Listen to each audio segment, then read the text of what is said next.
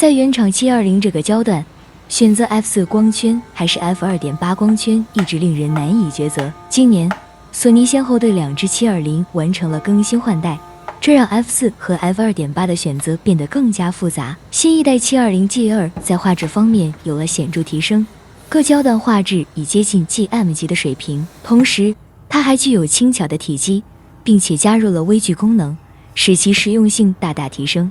即便在大哥 720GM 面前，它也不会逊色太多。而 720GM2 则更加厉害，自2代更新以来，凭借其出色的体积、重量和画质，成为了各家720的标杆，其性能和画质表现都堪称一流。尽管价格相对较高，但考虑到其卓越的性能和优质的产品品质，无疑是目前市场上最佳的720。所以，对索尼用户来说，选720G2 还是 GM2 真的不好选，毕竟这两支镜各有千秋，而且价格差距甚大。正巧我手上有这2支2代720，不妨让我们一起探究一下我的选择之道。我们先来对比一下外观，720GM2 相比前一代最大的变化是重量了。官方数据显示，它比上一代轻了 29%。另外，它还加入了一个光圈环，并且提供了无极光圈开关，这更利于视频拍摄。720G2 的最大变化在于其外变焦设计，并增设了微距功能，成为索尼首款长焦微距镜头。然而，与其他小3元镜头不同的是，720G2 并未配备光圈环设计，这一缺失无疑成为了其最大的败笔。而 720G2 脚架环则采用了整环可拆解设计，相较于 GM2 的快拆设计，其便捷程度稍显逊色。这种环在佳能 RF720 2.8 上也曾出现过，可以将其视为一种老式设计。此外，720GM2 脚架环采用了快速拆卸设计，这一设计并非新鲜，已在索尼200到600见识过，因此这款脚架环应该是通用。轻量化设计是索尼2代720最大的亮点所在。官方宣称 720G2 仅重1045克，而 720G2 则为794克。这数字看似令人心动，但请注意，这是在理想状态下得出的重量，这些重量都是去掉遮光罩、镜头盖、脚架环后的净重。若将它们纳入计算， 720GM2 的重量将超过1300克，而 720G2 则高达950克。然而，在现实应用中，脚架环、遮光罩、镜头盖等配件是不可或缺的，因此到手1300克和950克的重量才是真实情况下的重量。我很喜欢 720G2 的体积和重量，相比 720GM2 来说真的很小巧，它甚至和 2470GM2 相差无几，手感也结实。720GM2 手感不错，上手后有股沉淀感，但却异常舒适。720GM2 代做工非常精致，让人有抚摸的冲动。个人认为，索尼的 PSC 相机6700与轻巧的 720G2 搭配起来非常协调。若为6700搭配一支长焦镜头，70到200G2 堪称首选。对长焦来说，便携性是一个重要的衡量指标。很明显，小3元 720G2 具有得天独厚的优势。为了给大家一个更直观的感受，我们特意挑选了一个9升的相机单肩包来进行这次测试。在测试过程中，我们将 720G2 和 720GM2 分别放入这款相机单肩包中，无论如何组合，720G2 都可以说完胜。9升单肩包可以装入 720G2 加机身加一支 2470GM2， 而 720GM2 则最多只能装入一机一镜。显然，如果你注重便携性，出门旅行时携带小3元 720G2 无疑是一个非常明智的选择。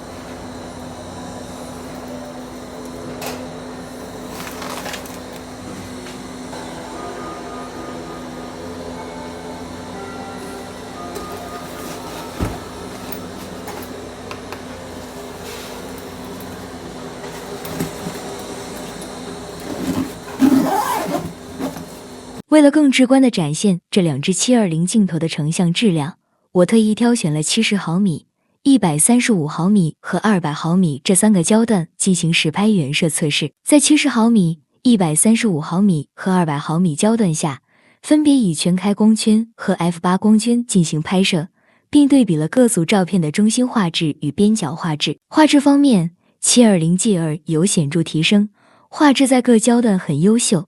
中心画质和 GM 相差无几，只在边缘部分稍逊色于 GM， 如果不放大100%，几乎看不出分别。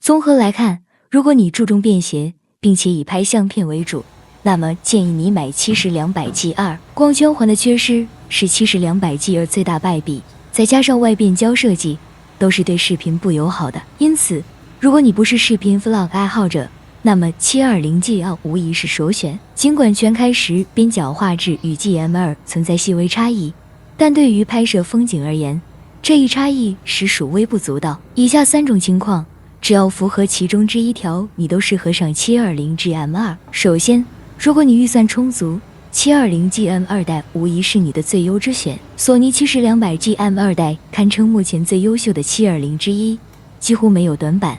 其唯一的缺点就是价格过于昂贵。其次，如果你需要拍摄各种题材，并同时有视频需求，基本上可以无脑选择720GM2代。此外，如果你不希望购买过多镜头，更倾向于贵精不贵多，那么720GM2代无疑将成为你的理想之选。拥有70-200f2.8，相当于你简介拥有85、135、200这3支2.8克M定焦，相当实用。